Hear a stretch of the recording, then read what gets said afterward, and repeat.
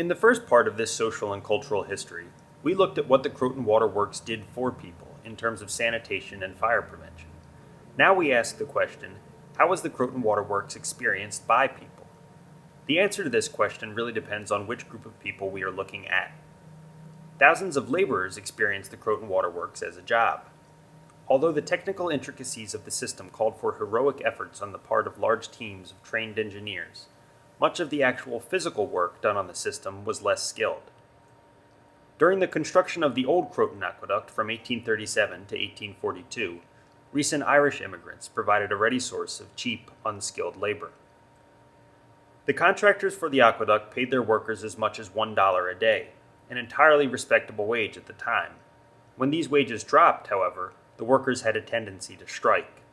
The largest such action was the so-called Croton War of 1840, which was only put down after the citizens of Westchester put together a posse and rounded up the ringleaders. The agitation of the workers for fair wages is hardly surprising when one considers the sort of labor they were performing. Constructed in the age before mechanized equipment, work along the old Croton Aqueduct was notoriously difficult and often dangerous. This was especially true in those few places where the workers had to blast their way through solid rock. This was hardly an exact science in the 1830s, and the deaths of workers in blasting accidents would eventually become disturbingly commonplace. By the time of the construction of the new Croton Aqueduct in the 1880s, shifting immigration patterns and other social conditions produced an entirely different sort of workforce, composed mostly of African Americans and recent Italian and Hungarian immigrants. In spite of the introduction of machinery, the work was still arduous, and it was still dangerous. Where most of the old Croton Aqueduct had been built at grade, the new Croton Aqueduct was constructed in tunnels deep underground. The turn of the 20th century being something of a high watermark for the militancy of the American labor movement, there also continued to be strikes over wages and working conditions. With all of this commotion going on, it is hardly surprising that the people of Westchester were often at odds with the powerful forces in New York City that were driving the construction of the waterworks.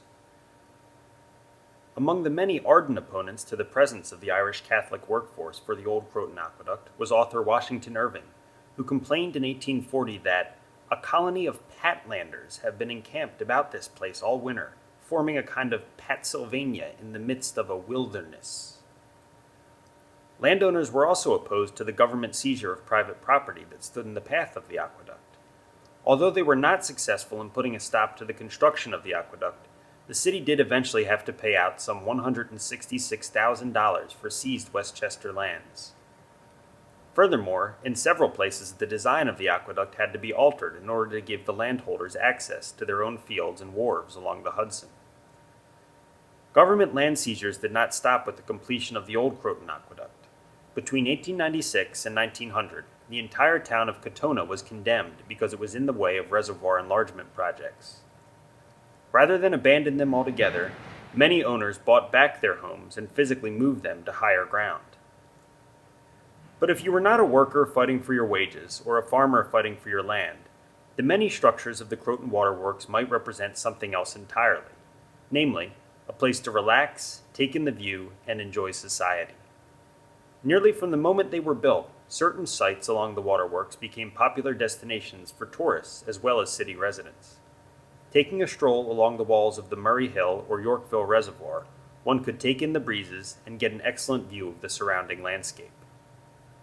Outside of the city, the Croton Dam and Reservoir attracted a regular crowd of sightseers and picnickers. And then there were the fountains. With spouts that could be controlled to create jets of varying evocative shapes and sizes, these fountains became things of wonder for 19th century city dwellers. But in terms of popularity, few sites could match High Bridge.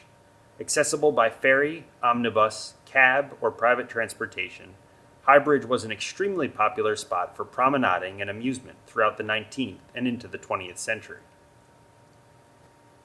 Nor was the popularity of High Bridge limited to simple amusement. Many painters were inspired by the site's sublime natural beauty and evocations of American progress.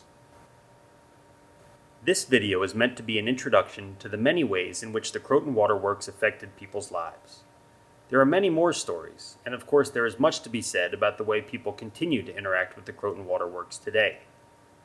For more information on the Croton system, be sure to check out our website. Thanks for watching.